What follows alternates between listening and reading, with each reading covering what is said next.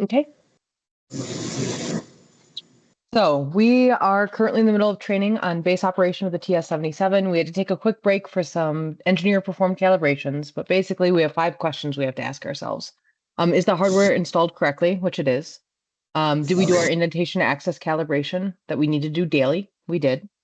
Are all of our samples defined? So that's where we currently are, because all of our samples are not defined. We have we finished the aluminum, but now we need to go ahead and define the fused quartz system or sample, which is both easier and harder. It's harder because fused quartz is hard to focus on.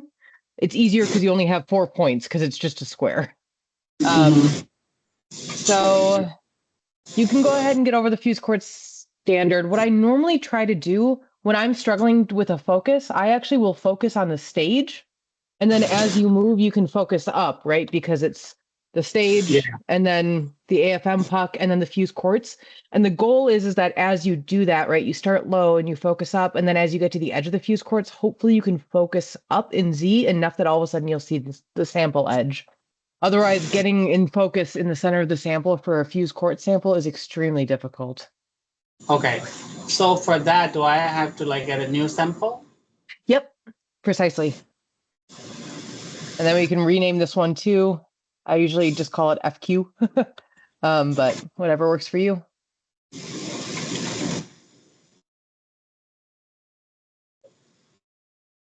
Just in case somebody else. Yep, perfect. Oh, we did forget the V, but that's okay. Quartz. Fused quartz, it has a Z on it. Yeah.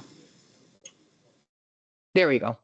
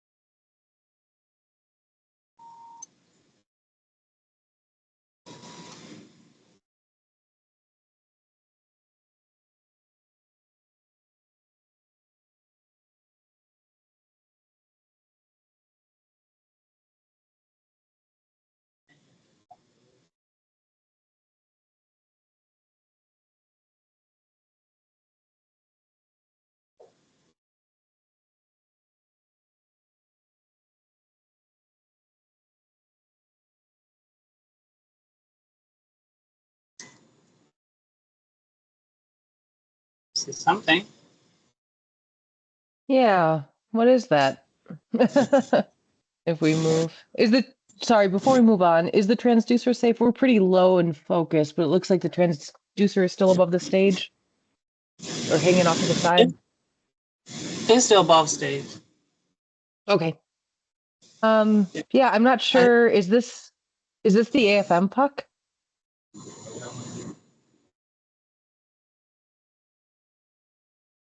I think we have to move an X and Y to figure it out. We're focused on.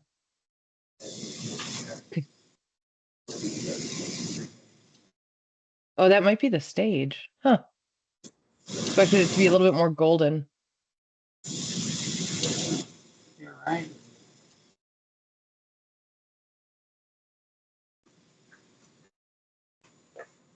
Where is this? Is not focus, right?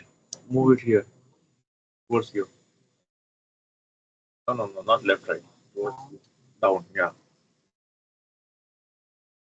You want to go to the chords. There we go. That looks like something. So if you go back, yep, north a little bit.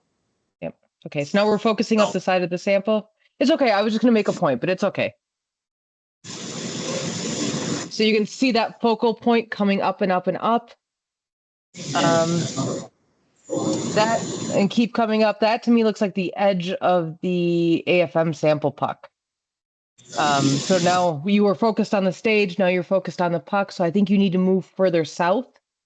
to find the fuse quartz sample.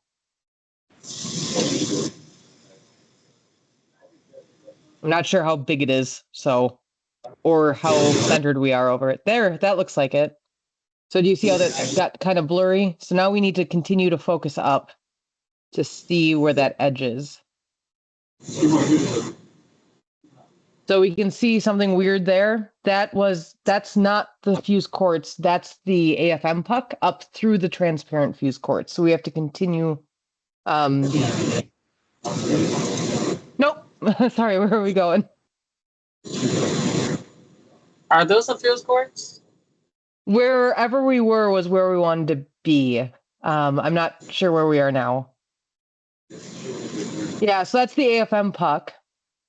And that's the edge of the fuse quartz. It might be a little bit of the super glue. And so what we want to do is continue focusing up and maybe move a little bit north as well. Oops. Is that move north? A little bit, yeah. So we can see a little bit more of the fuse quartz because I think that's the glue. And I think if you continue to move up now, we'll be able to see. If you continue to move up, I think we'll be able to see the focal point changing. Sorry, up in Z.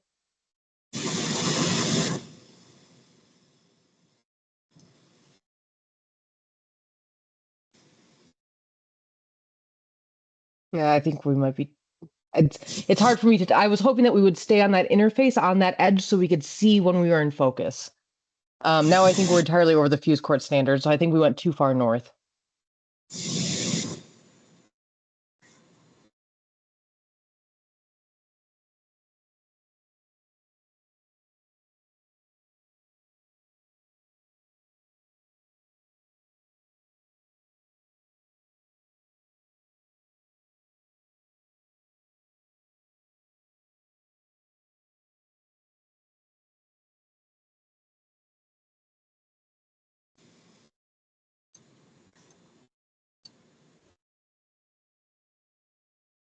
I think that might be the edge. What happens if you focus up here? So what I think we're seeing, I'm not sure yet. What I think we're seeing is I think this is the edge of the fuse. Oh, I'm not moving. I think we're seeing the edge of the fuse quartz, and then I think what you can kind of see that dappling. That to me looks like it's the AFM puck through the fuse quartz standard. So that's not a real surface. It's a refraction. So I think we need to focus up here. I want to see what that edge does, if I'm right.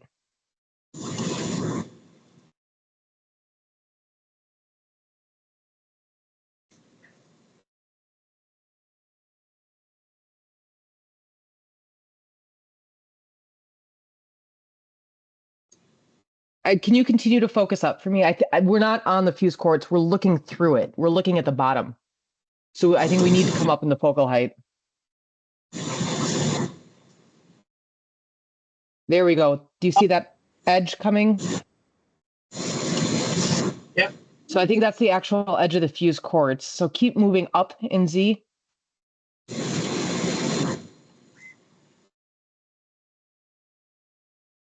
Not sure exactly where we are, but that's promising. Yeah. So go back down to where those cracks were. Yeah, those chips. Now if you move in X and Y, what do we see? Is that the glue or is that the sample?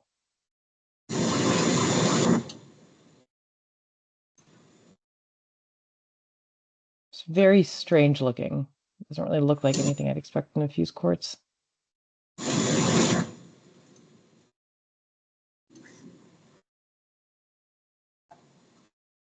Hmm.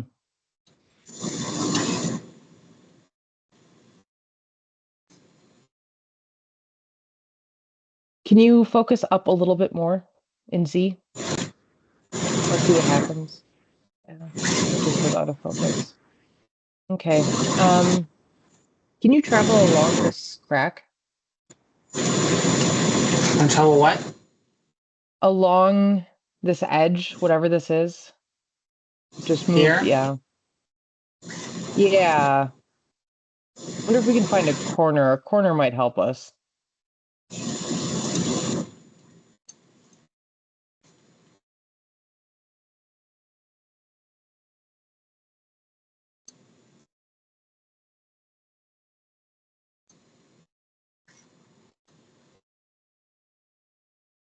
Oh, those are chips.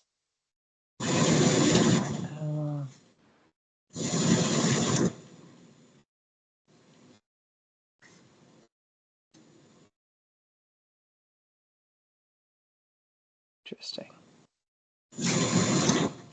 Okay, what happens if you, pause here, try.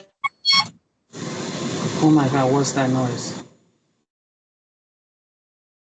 Is this the corner?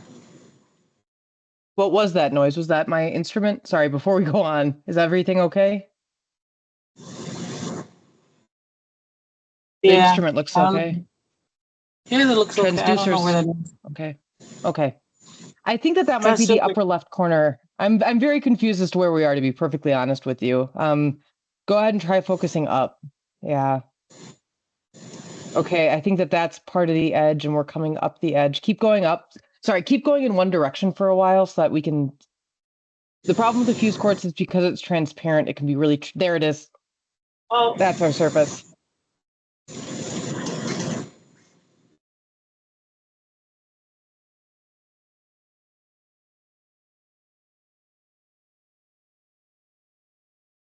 Whew. I know.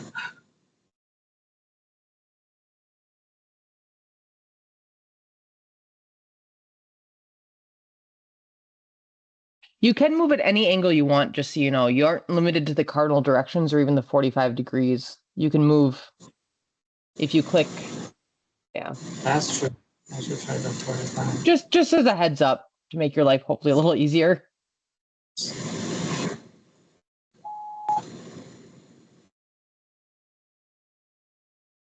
Okay, that was my instrument. I know that sounds normal.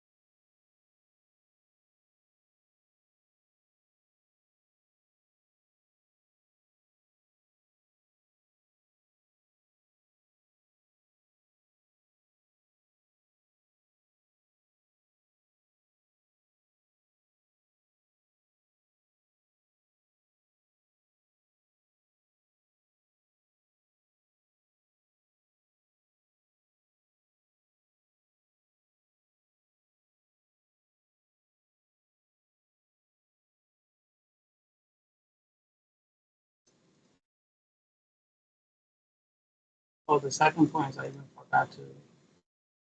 The second point was still pretty well in focus. It does look like there's a little bit of sample tilt on the fuse quartz as well, but not nearly as bad as the aluminum. I think, yep. You see how. So this is a good example of that focusing up and down the side thing that I was trying to demonstrate that wasn't going so well before, but you can see how the focal plane changes up and down the side of the sample. Mhm.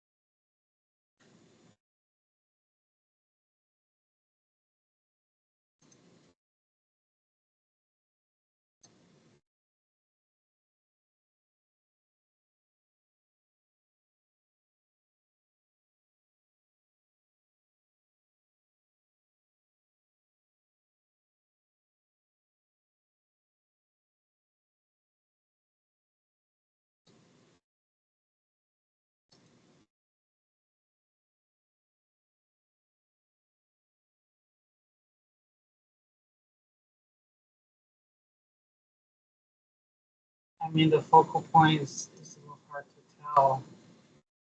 Well, I think it's actually pretty good. I think you can go up just a little bit more. Do you see how there's, your focus kind of right on the edge, and we can see the edge very clearly.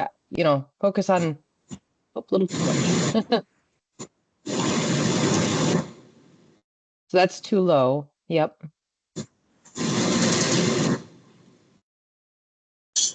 Good. That seems about right to me because it seems like it's right when the edge starts to go out of focus. Yeah. Okay. Okay, so 5 questions. We are done with 3 of them, right? Is our hardware installed correctly? Yes. Did we do our indentation axis calibration that we have to do every day? Yes. Are all of our samples that are currently on the stage defined? Yes. The next question is our tip to optic calibration accurate?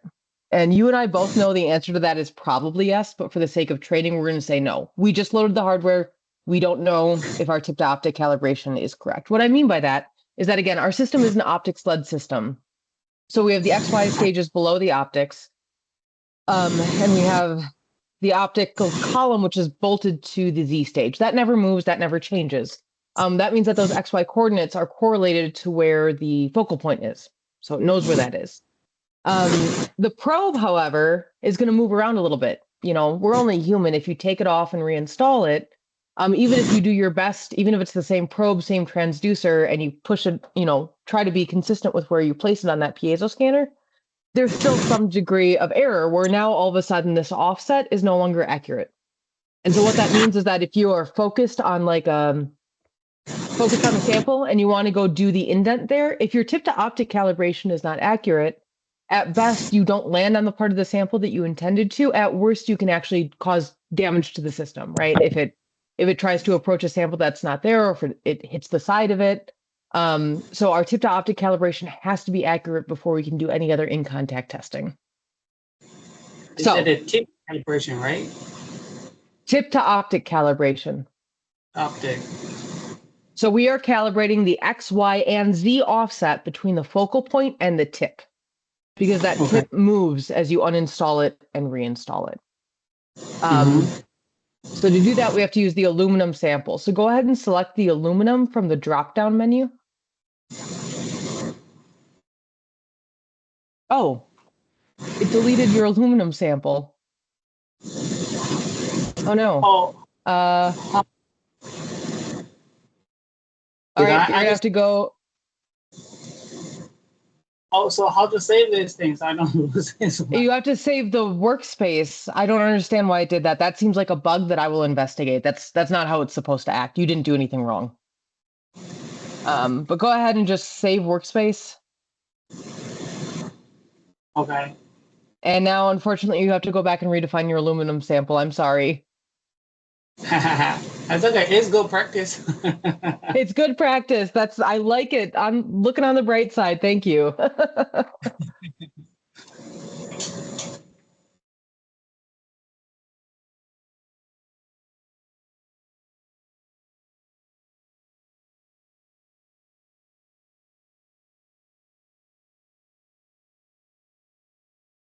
More drive, the better will be. That's true.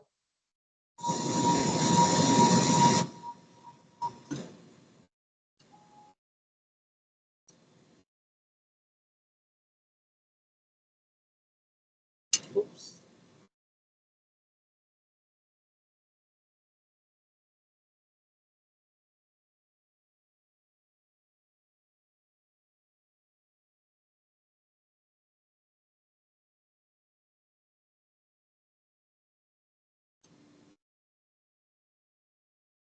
At least this one's easy to focus on. It's just the stage movements that are terrible.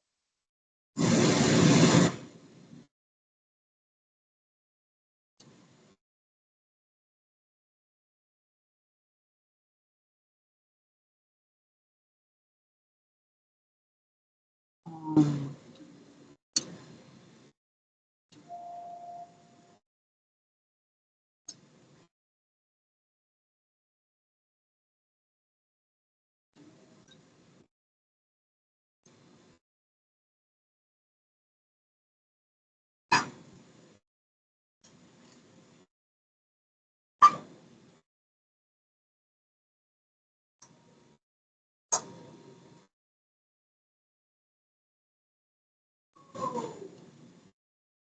Okay. So do you want me to define the 8 points again? Yeah, we need it fully defined again. Okay. So this one is safe. Now I'm gonna get a new sample. See, it was 4 earlier, like 2. Ah, very funny. Strange.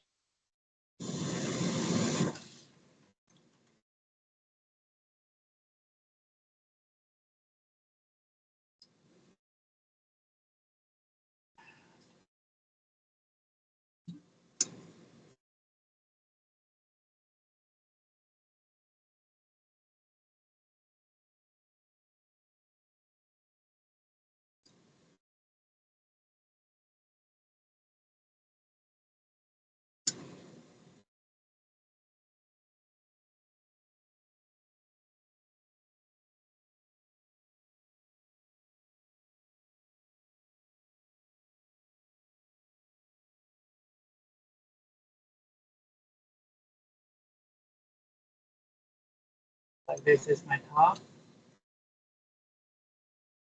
I think so.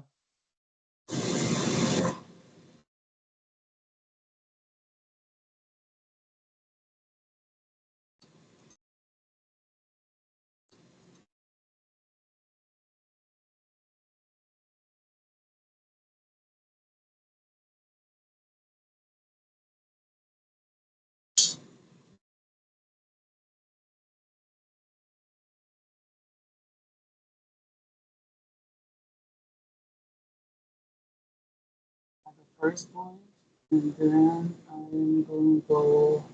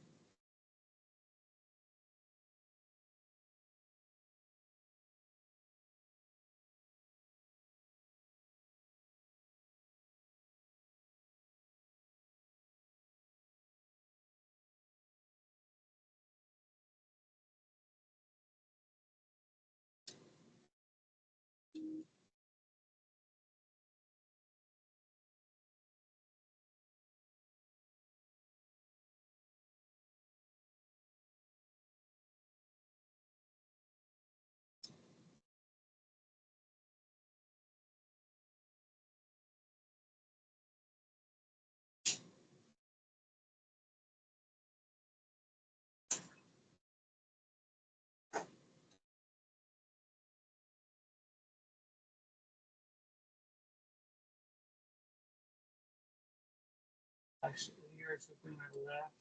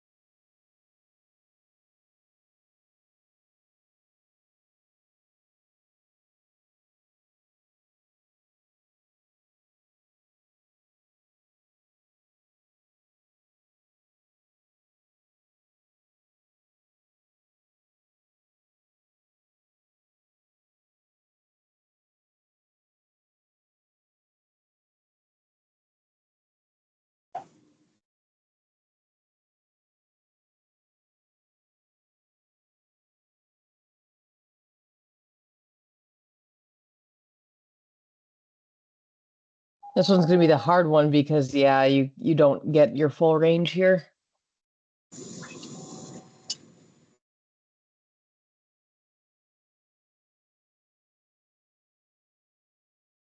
And like, do you know why in the full range? It is the full range of the system. It's just that the sample is a little bit over from so we're just not able to quite reach all of it, which is standard. We can reach the center of those sample zones, which is what's guaranteed. It just has to do with how that sample is sitting on the stage. I just wanted to make sure that that was the case, that there wasn't anything wrong. That's why we took that break for service items.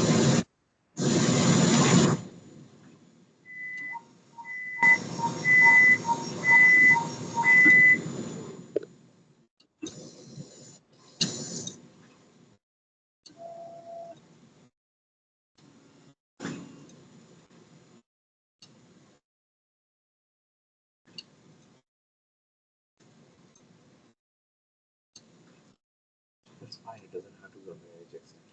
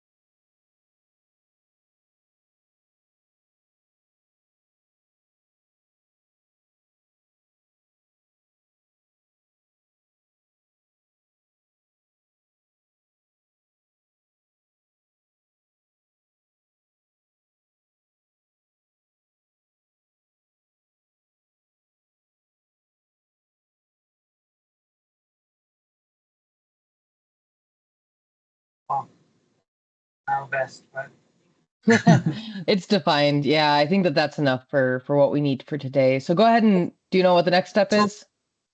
so Laura, sorry, one thing for this Mhm. green line, and can I remove it? You know, I've never figured out how to erase it. What I generally do is I'll make a teeny tiny line on the scale bar so that it goes away. Oh, I mean, It it works. Yeah, it's one of those things where I'm sure it's in there somewhere, but that knowledge has either been lost or never existed.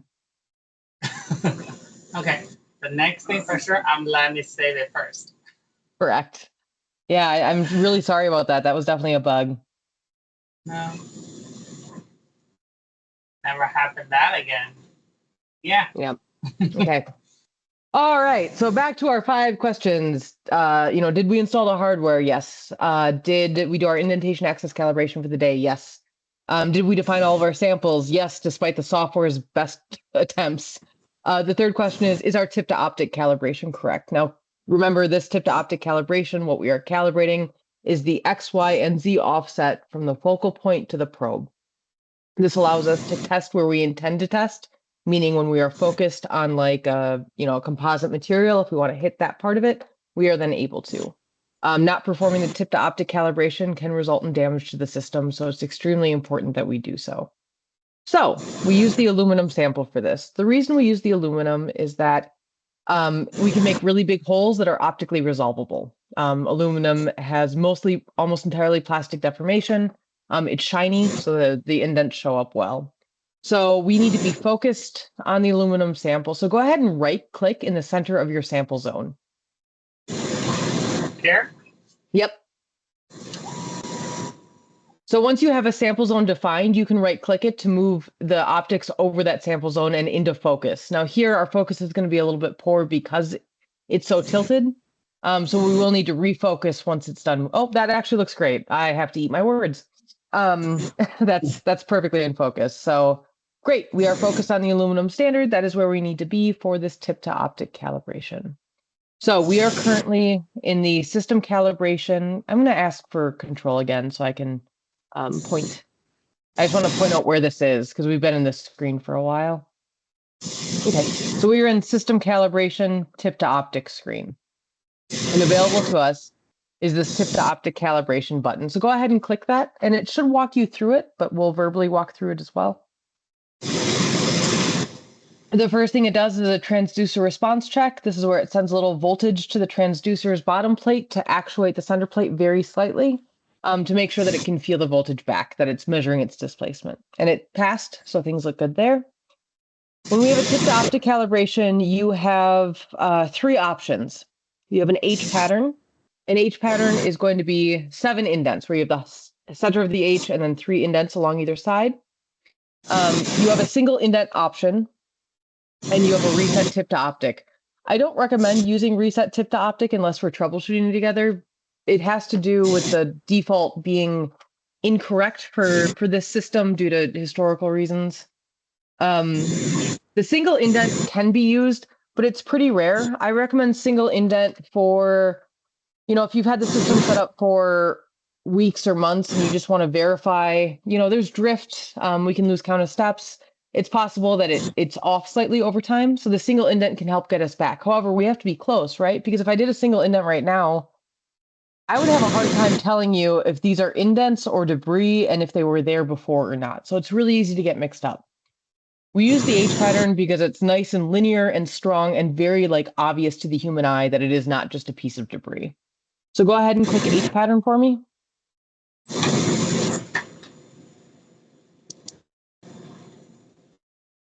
It's going to say Z safety is disabled, and then it asks you to focus on the aluminum on the sample, but it means on the aluminum sample, which we've already done because we always start one step ahead. So we click OK. It gives you the load that you want to use. I recommend leaving it at 8,000. Aluminum can be kind of sticky from a nano indentation perspective. And so if we increase the force lot, we actually run the risk of the probe getting stuck in the sample. It wouldn't damage anything, but it would probably cause an emergency stop, which is something that we just don't want to deal with. So 8,000 is correct. So go ahead and click OK.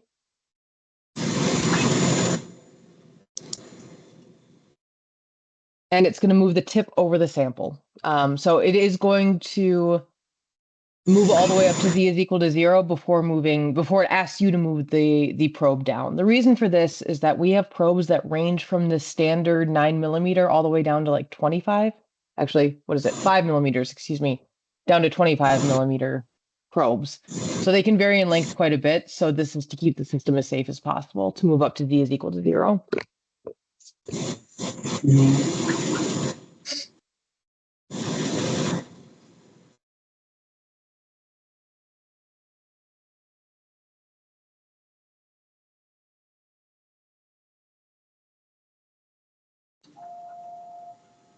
Okay, now it's going to move in X and Y.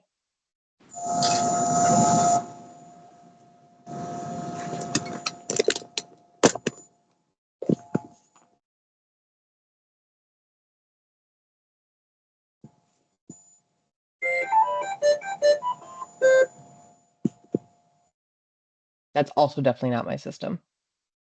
No, sorry. No, I'm teasing.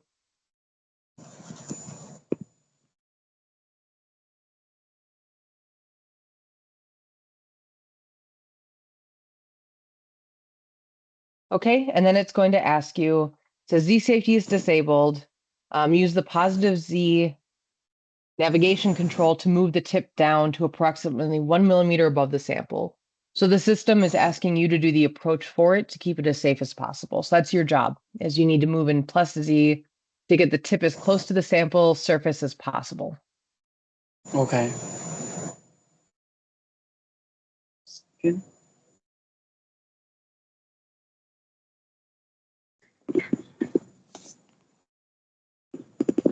Uh,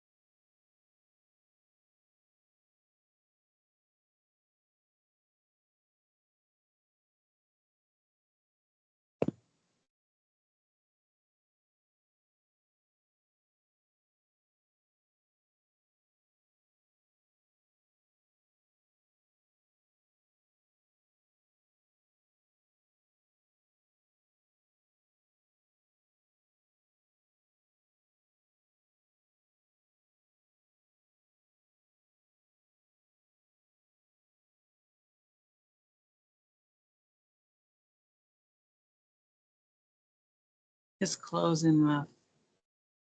How close is close enough?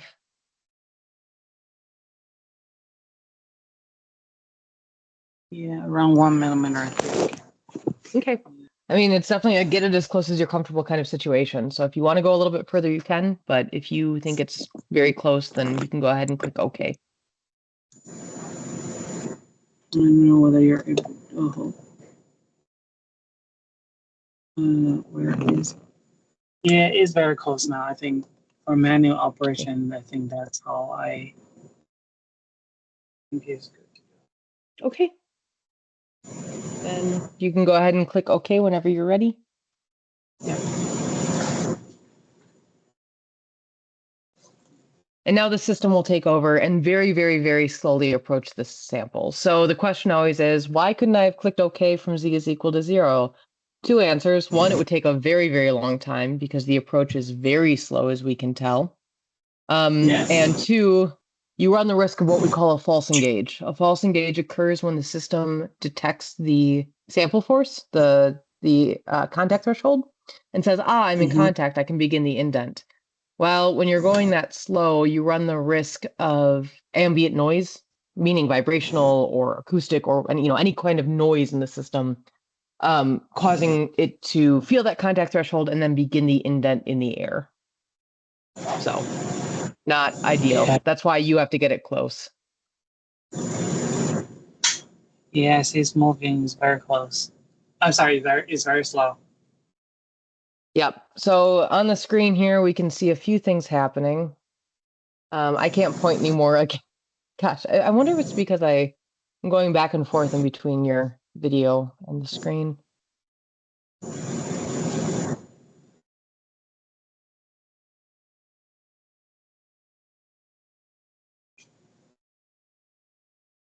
But we can see a few things happening. One, we get that pop-up on the bottom of the screen that wasn't there before that tells us what the system is doing. So it's doing a calibration H pattern and it's currently approaching the sample. It tells you how many indents have been completed and how many remain, and then it gives you a time estimate. That time estimate's never right till about the second or third indent. It makes a bunch of assumptions that are incorrect, and then it recalculates as it continues. In the upper right-hand corner, we have a piezo graph. So keep in mind the transducer is waiting to feel force, but the piezo is working as a fine adjustment. So your Z stage, that's your course adjustment. It's a stepper motor and it's going to step down, down, down. Meanwhile, the piezo scanner is fully extended. That's what that blue bar is up in the upper right-hand corner. As soon as the transducer feels the contact threshold, the Z stage will stop, the piezo scanner will retract, and then it will refine the sample surface very, very minutely. So in that sense, the piezo scanner, the long tube that we talked about, is working as a fine adjustment. Okay.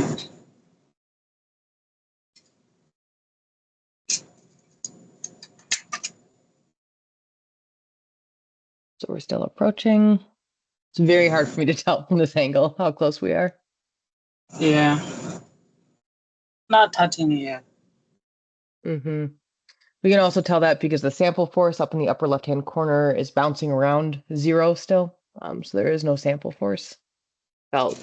We can also see the Z stage updating in the center of the screen at the top, 47.23, and then more numbers. It's changing, but you can tell it's a step at a time. Very, very slow. I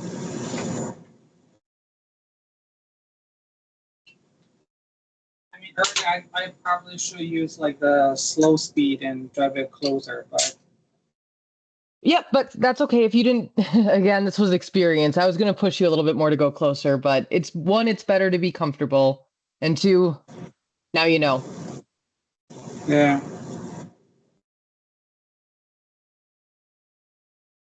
I mean, I prefer to go slow or safe, you know.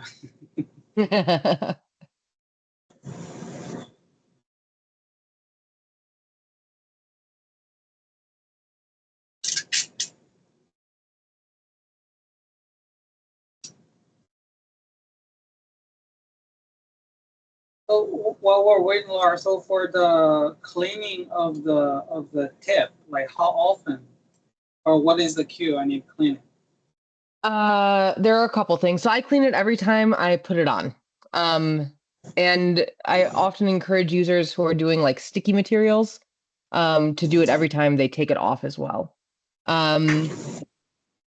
Other than that, it's an as needed. So if you see a symptom of a probe being dirty, there are two main symptoms that I can think of. You remember the graphs that we were looking at in that PowerPoint and how they went nice and up and came back? Mm-hmm. What I often see when there's debris on the probe is that it has like a little hump and then it like stays for a while and then it actually gets to the sample, right? So you can think about it indenting through that dirt. So you'll see like a large displacement at low force, and then you'll see it actually load into the sample as it indents through it. Does that kind of make sense? Yeah. So okay, that makes sense. So when the graph look a little funny, it's my cue, or with some like sticky material. Your graph will look, I mean, it can happen at any point. You can have dirt in the system. I mean, the sticky material comment was more that for customers, for example, I have a woman who's testing teeth and she's testing like filling, and that's a very sticky material and it's wet. And so when she takes the tip off, if she does not clean it immediately, that stuff dries to the probe and then it's much more difficult to clean at a later date. Mm-hmm. So yeah, generally, I recommend cleaning when you put it out, take it out or put it back away. The symptom is then that you'll see like a long tail with low force with large displacement before the actual indent into the sample. And then the second symptom I typically see is if you're imaging and it looks greasy, like you're smearing something across the sample, that typically is also a sign of debris. Okay. Oh, third symptom is a lot of false engages. So if you have, if you think about even this is a good example, an erasable marker, if this is your probe and you've got this debris on it that's soft, sometimes you can get an engage, and then when it does the indent, it's really, it gets a false engage because the debris touched it and then it crushed, and so you really are indenting into the air. So if you're really struggling with false engages, that's probably one of the steps I'll have you take. Okay. So as we're doing this H calibration, we're seeing, tip to optic calibration, 3 complete, 4 remain. Now our number is much more reasonable. It's going to get it done in about 3 minutes.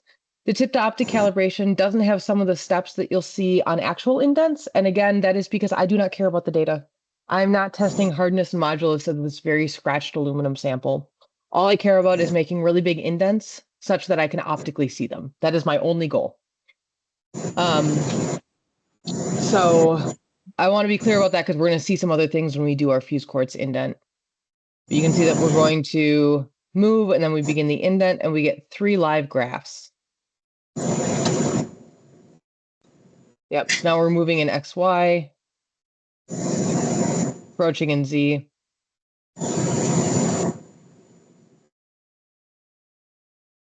And you can see that piezo extended, it found the sample surface, it retracted, and then it came back down to find the sample surface again. And then it begins the indent. During any indent, you get 3 live graphs. You get load versus displacement, load versus time, and displacement versus time. Here we can see that we are displacing and the force is increasing as expected. So we're going up to about that 8,000 and then coming back down. And you can see how plastic this deformation is. The unloading curve is much more vertical than the fused quartz was. Mhm.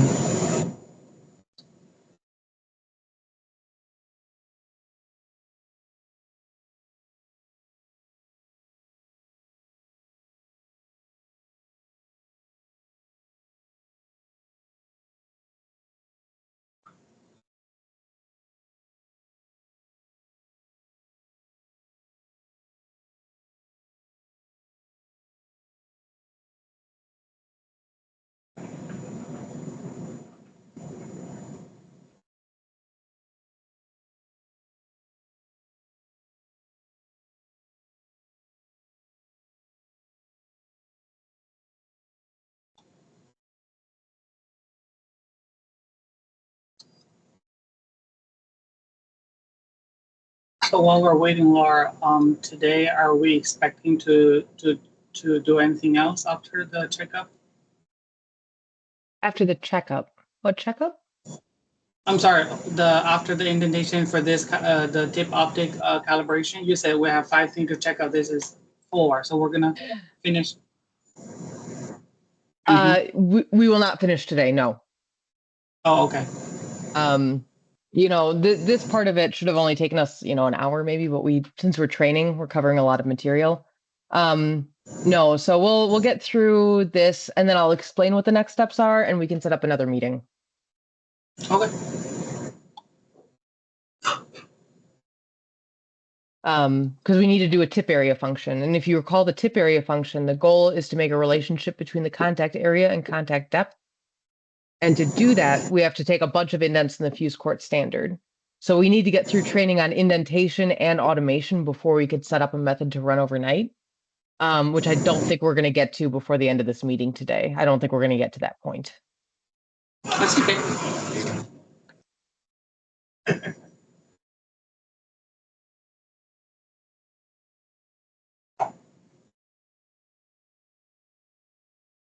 Yeah, for follow-up meeting last week, we said Friday. Since we didn't finish it, I don't know whether you're available tomorrow or Wednesday. Oh.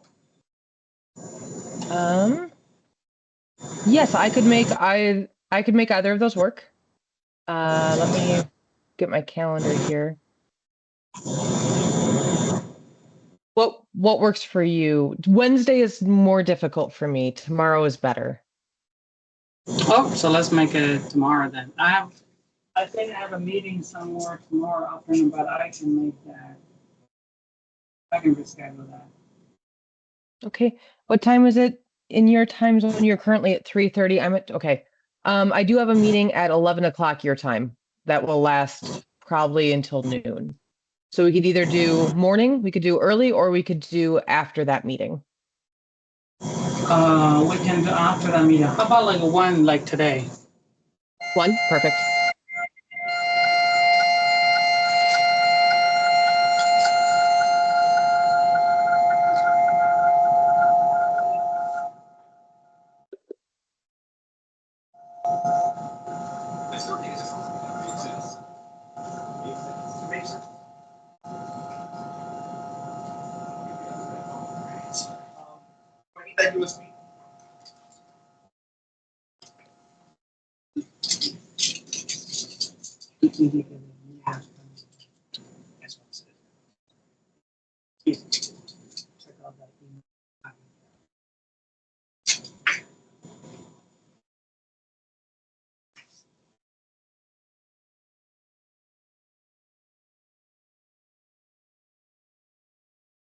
Just going back to the. Oops. Yeah, that light is too bright. Like a sun. That's very bright. Which is funny because I don't think it's even at maximum. I think it's at 5%. Yeah, it is very reflective.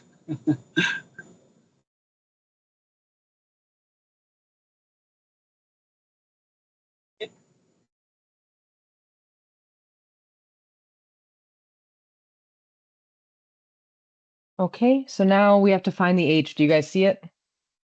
The edge of the indentation. Mm-hmm. So it made 7 indents, and that makes an H, and I can actually see it on your screen. Okay, you might be more experienced. Yep. Let me go ahead and take control again.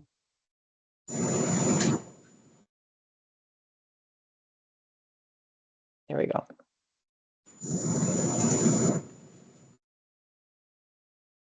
Okay, so it's right here. A nice little H pattern. Oh, that little tiny thing. Yep. Okay, I see. But it makes a very clear H. And so what we need to do to finish the tip to optic calibration is we need to get the reticule over the center indent. That's what we're calibrating to. The rest of it is just that you can see it much more easily. Okay, so then I need to drive it around. Yep. Actually, before we do that, there might be times when the H is not on the screen. You know, if your tipped optic is really far off, it could be that it's not in this optical view. And that's when we use that auto search functionality, which I want to introduce you to because it has a cool trick that I like. So auto search, what it does, it's not smart enough to see the H. It does not recognize the H, but it moves in like a snake pattern. You remember that from the old Nokia phones? So that you can see. So go ahead and click auto search. And go ahead and click start. And then you're going to see it begin to move. And I want to demonstrate something here. So this is okay. It's going to start moving to the right, and then it's going to move up. And you can see how this continues, right, as it's searching. The other reason I like it, go ahead and click pause. I saw it. And then click stop.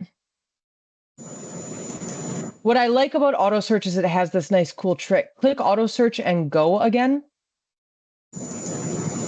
Or start. And then click pause as soon as you can. But it takes you back to the beginning. Why that's nice is in case you go looking for the H, right, and you don't remember where you started from. Oh, click. Yep. Stop. Yep. Okay, now that was just to demonstrate the capabilities of auto search and what it does in case you do find yourself in a place where the H pattern is not on the screen. So you can go ahead now, and it's to the lower left. So go ahead and drive back to it. Down. You know, let me just try it one more time. Yeah, go ahead. Because now it's going to bring you right back to where we started. Good.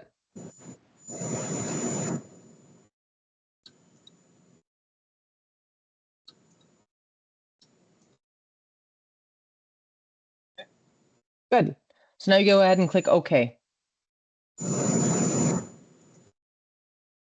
Going to warn you that all samples need a quick approach performed before, besides the aluminum sample. And we'll talk about what that means in depth here, but for the moment, click OK. And it's working on, software crashed.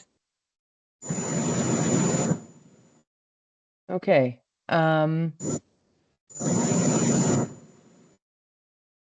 That's unfortunate. Let me check something. I think that we updated the software recently. That's the thing I want to check with you right before I say it crashed. It's a perfect demonstration. I feel like a lot of times, not sure would I drive too fast or would the software always like freeze. Okay. Let's go ahead. I'm going to pause the recording again. Okay.